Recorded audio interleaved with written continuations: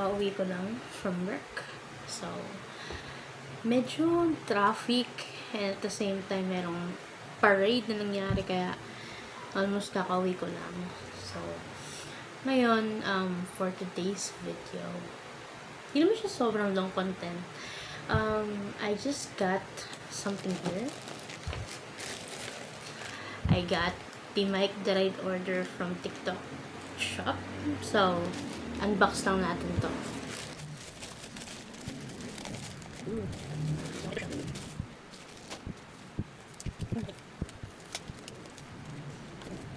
K9 wireless microphone.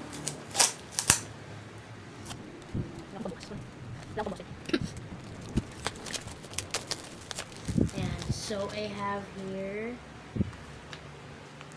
K9. Hindi ko kung kita ba siya. Nagtatari. Kala mo live selling yan. Hindi. K9 wireless microphone.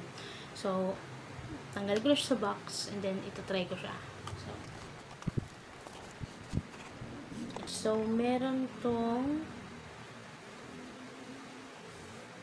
dalawang mic. Tapos, ito at time nalalagay dun sa mismong phone. Meron siyang kasama charger ata. Ayan, type C din na cord. Ayan pang charging. Tapos yung dalawang mic. Wait. So, let's try yung manual. Ito pala. Hindi kasi ako yung isa, hindi ko maintindihan yung language.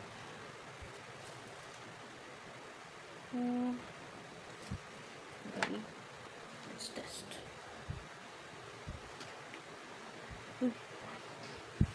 Pag pinindot po pala to. Ito. Reload. Sige. Test ko muna. And so, nandito pa yung mic. At nandito pa yung sinasaksak sa charging port. So, once na naisaksak na natin ito sa phone, dun pa lang mag-stop yung blinking nito. Hindi ko sure kung narinig nyo ako dyan. Pero, try ko ikabit to.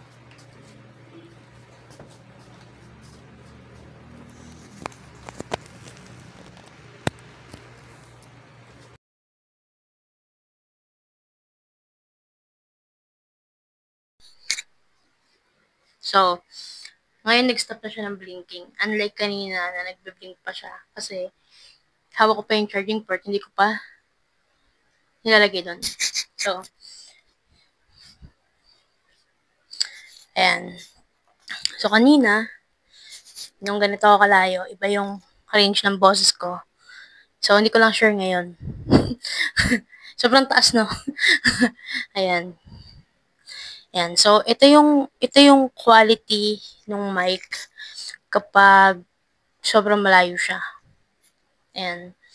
So, lumayo man ako o lumapit ako, iisa lang ang quality ng boses na pinoproduce nito.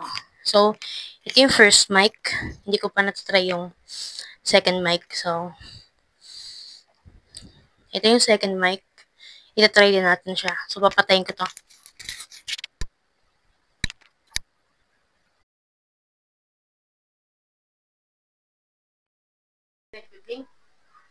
And once na-receive na nasa charging port, mag-stop siya ng blinking.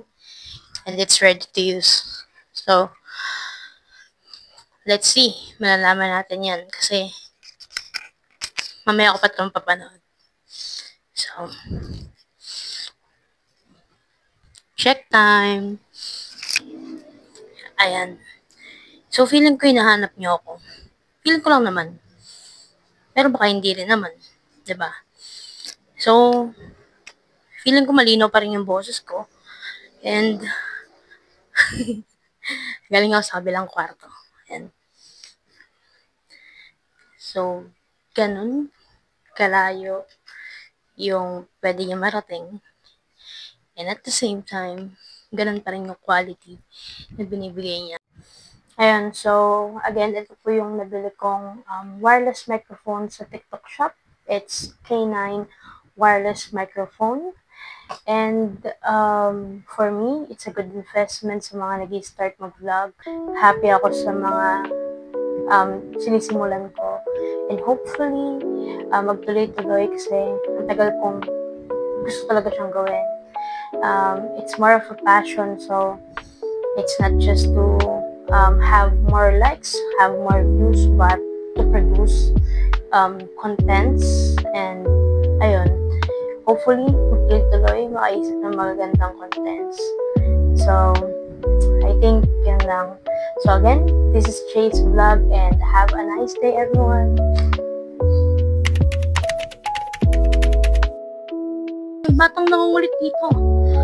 Mag-hi ka naman sa kanila. Mag-hi ka. Naiya daw siya. Bye-bye.